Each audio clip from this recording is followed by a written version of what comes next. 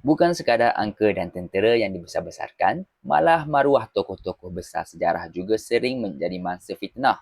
Dalam bab ini, Ibn Khaldun menyatakan bahawa banyak riwayat sejarah telah dicemari oleh cerita-cerita palsu yang dicipta akibat dengki, penentangan politik dan kehausan perawi kisah untuk melariskan cerita mereka.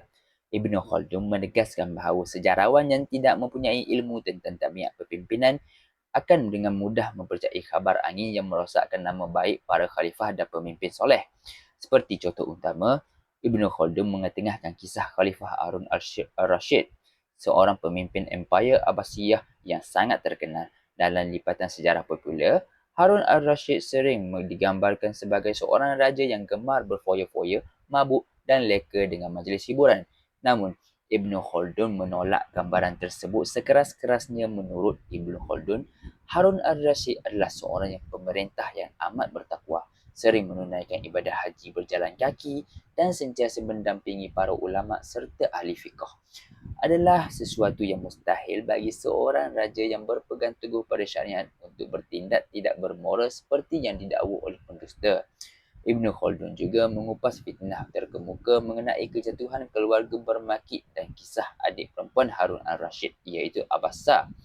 Setengah penlipu lara mereka-reka cerita kononnya berlaku perkahwinan rahsia dan skandal percintaan antara Abbasah dan Ja'far bin Yahya al-Barmaki. Ibn Khaldun menyatakan bahawa tuduhan itu adalah kebohongan yang nyata. Beliau menjelaskan bahawa sebab sebenar Harun al-Rashid menghapuskan kekuasaan keluarga Barmakit bukanlah kerana skandal peribadi, tetapi disebabkan isu politik dan kuasa. Keluarga Barmakit telah memonopoli pentadbiran negara, menguasai kewangan Baitul Mal secara berlebih-lebihan dan mula mencabar autoriti khalifah itu sendiri.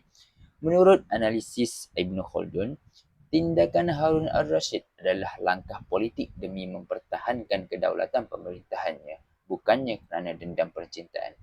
Selain Khalifah Harun al-Rashid, Ibn Khaldun turut membela kesucian salasilah keturunan tokoh-tokoh besar di Maghribi seperti keturunan dinasti Idris. Ibn Khaldun menyatakan bahawa musuh-musuh politik mereka, khususnya daripada Empire Abbasiyah di Baghdad dan Aghlabi di Kairo, telah menyebabkan khabar angin jahat untuk meragui keabsahan nasab atau keturunan Idris yang kedua. Musuh-musuh ini takut akan pengaruh dinasti Idrisid yang semakin kukuh dalam kalangan suku-suku Berbers. Oleh itu, Ibn Khaldun menegaskan bahawa dakwaan keji tersebut adalah propaganda politik semata-mata. Beliau menjelaskan bahawa rakyat dan ulama Maghribi pada zaman itu tidak akan sesekali menerima kepimpinan seorang yang meragukan nasabnya jika berita fitnah itu benar. Mengapa fitnah-fitnah ini boleh bertahan beratus-ratus tahun di dalam kitab sejarah? Ibn Khaldun menyimpulkan bahawa manusia pada umumnya suka mendengar cerita-cerita sensasi mengenai kehidupan golongan istana. Sejarawan yang lemah memilih untuk mencatat cerita yang menghiburkan hati pembaca daripada menyemak kesahihan fakta. Oleh itu, Ibn Khaldun menggesa kita untuk sentiasa menilai kepribadian sesuatu tokoh berdasarkan kedudukan, ketakwaan dan persekitaran zaman mereka. Jangan biarkan khabar angin dan dakyah politik meracuni kefahaman kita terhadap sejarah sebenar.